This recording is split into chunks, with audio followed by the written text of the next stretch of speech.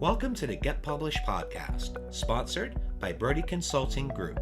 To get more information about our coaching, publishing, executive ghostwriting, and podcast production services, go to getpublishedpodcast.com. Hello, I am Paul Brodie, and thank you for joining us for another episode of the Get Published podcast, where we help authors get published with a proven system that works. Today, we're being joined by Eileen Lichtenstein, author of Soar with Resilience. Eileen, welcome to the show. Thanks so much, Paul, and thanks for having me on. Did I pronounce your name correctly? Yes. Oh, thank goodness. That's kind of a recurring theme on the show, so we always want to make sure that we are pronouncing names correctly, so very happy to do that. And I'll tell you what, you ready to get started with our questions? Yeah, I am. All right, question number 1. What is the one piece of advice that you would give to a first-time author who is currently writing their book? I would absolutely advise the author to be an expert in the fields. I'm almost assuming that this is about personal and or business development. It's not a fiction book, right? I would say so. Okay, so to be knowledgeable and have a lot of expertise in the field and be able to write. And if they're not a good writer, get a ghostwriter. Exactly. Find someone that's going to help you get your voice out there, because everyone has a story. It's just got to get out in the world. Yes. And if you're writing on that personal or business and or business development, it's really important that the author walks her talk, so to speak, so that anyone who knows you or works with you in the real world believes you, whatever it is that you're writing. Absolutely. And what do you feel is the hardest part about getting published? I think the hardest part is figuring out the fine points, how to get published, who is the publisher going to be, create and meet your own timelines. Yeah. Those are the hardest parts. Yeah, I would agree, especially with the timelines, because things can change so quickly in regards to a book. You could have a setback with editing or with going through revisions or proofreading, then going to formatting. I mean, there's just so many little pieces. Nothing really difficult, but just so many tedious little bits. If you have one thing go wrong in that cog, so to speak, then it can all fall apart. And I'd say with the proofreading, it's really important to have several proofreaders. Mm-hmm. So I did that after, I wouldn't say, I didn't exactly learn the hard way, but I saw that it was needed.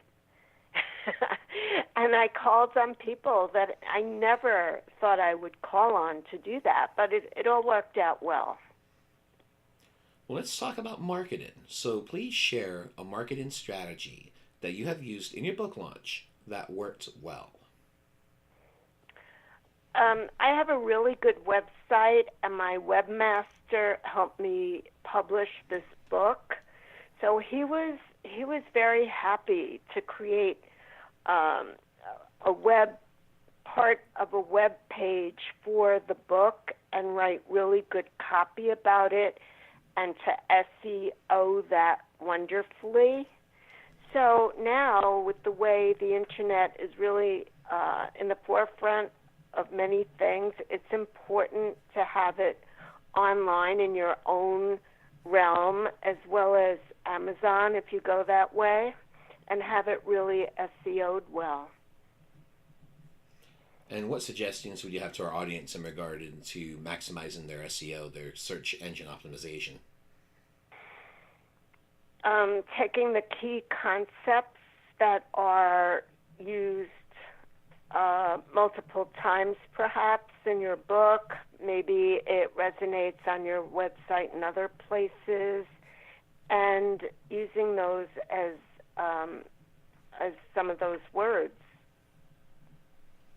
My webmaster did a search. I mean, that's what he does.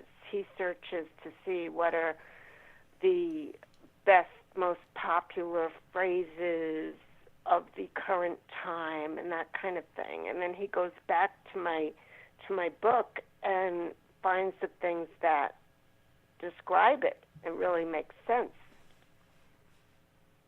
Yeah, and that's perfect to have that synergy together, because that's going to make your book a lot easier to find, just depending on what people are searching for. That's right. Well, let's talk about your favorite book. So, what is your favorite book, and what was the number one thing that you learned from it? Well, my favorite personal development book, and it applies to business as well, is a very easy-to-read book called The 4 Agreements by Don Miguel Ruiz. You familiar with that, Paul? I believe one of the main quotes from that book is, "You can't manage people, but you can manage agreements." Is that correct? Yes, and what I like the best in it is the second agreement, which is don't take anything personally. Mm-hmm. Now, people say, how could I not take it personally? He just totally insulted me and things like that. And my work is with stress and anger management. Okay, I'm a certified anger management specialist. So this is especially relevant. And the thing is that whatever anyone thinks and then eventually may say or take action on is due to their own perception. It's not necessarily based on truth. It may be the truth, but it's not always the truth. So this chapter and that title of the chapter, I think, is really important to keep in mind if you're in disagreement with anyone. Yeah, absolutely. I'm actually very familiar with the book. In fact, we've actually utilized some of that content for a couple of our motivational seminars. That's why I was bringing up that main point about it's really about managing agreements and just going forward and not taking things personally. Because, I mean, we're all human. We're all a little sensitive at times. And, you know, when someone hurts your feelings, you're going to feel it and you're going to want to strike back. And the thing is, you have to realize, don't take it personally, move on, and focus on the future, not the past. Yes, exactly.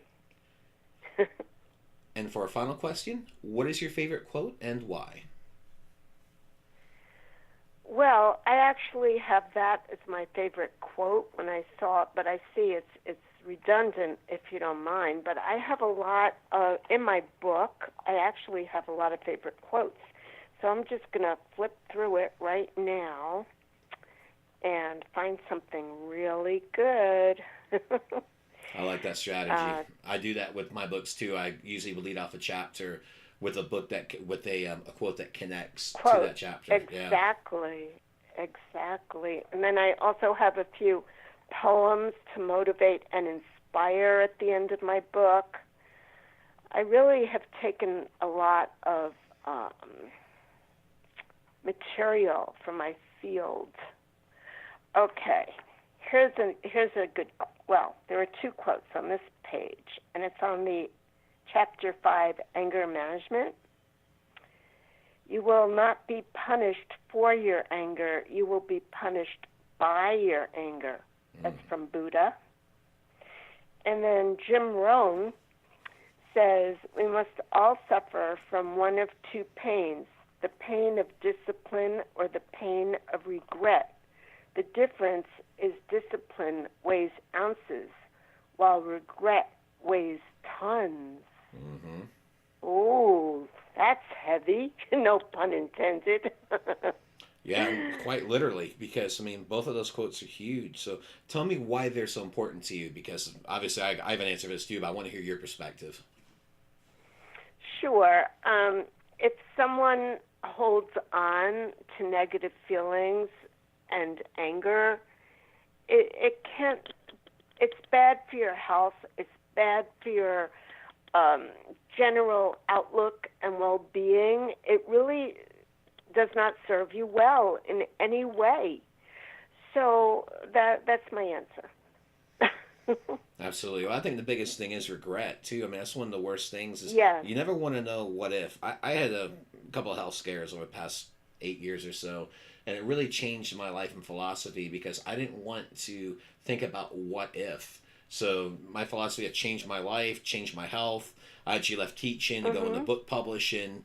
I mean, it just all these things are like I didn't want to be held back with what if, because regrets, I think, is the worst thing we can deal with. It is terrible. And there's, let me find this. There's something about worrying, which is kind of like what ifing, you know, that like the percentage of what we worry about hardly ever comes true. It's like 8% of what we may worry about comes true. So, because we spend over 92% of our time and energy worrying about things that we have no control over, we can't possibly change, or we have misperceived. So it's true, many of us have been brought up in environments of worry, with worrying moms and or dads and grandparents and so on. But if we realize this, you can truly rewire your brain. It's been shown now. And I also work with the modality tapping, emotional freedom techniques. Have you heard of that? I have. Yeah, it's extraordinary to transform fear and negativity and release anxiety and stress. And that is that philosophy about not worrying really goes together with the tapping. Absolutely. I mean, we're all the masters of our own universe, so to speak, and it really is about what you do with what you're dealing with in life. You know, it mainly is about how you react to things. I think Randy Pout said it best. It's about the cards that you're dealt. And the cards you dealt, it's how you play them, to paraphrase one of his main quotes from the last lecture. Yes. Well, Eileen, I want to thank you for being a guest on our show today. What is the best way for people to find you online? My website is balanceandpower.com. That's balanceandpower.com. And I do have contact forms on the website, as well as a page about my book, which is called SOAR with Resilience. And SOAR is an acronym for Success, Overcome Obstacles, Achieve Your Goals, and Reduce Stress and Anger. So if you would like to speak with me, I offer a complimentary phone consult. And I'm going to say the phone number now, 516-623-4353. That is a landline, and my office is on Skype as well as in Long Island, New York. Eileen, I want to thank you once again for being on the show, and I wish you all the best in your author journey ahead. Thank you so much, Paul. I really appreciate it. It was a great interview. Thanks, and all the best to you. Thanks again for joining us today. To learn more about how you can be featured in our brand new Get Published business book, go to getpublishedpodcast.com.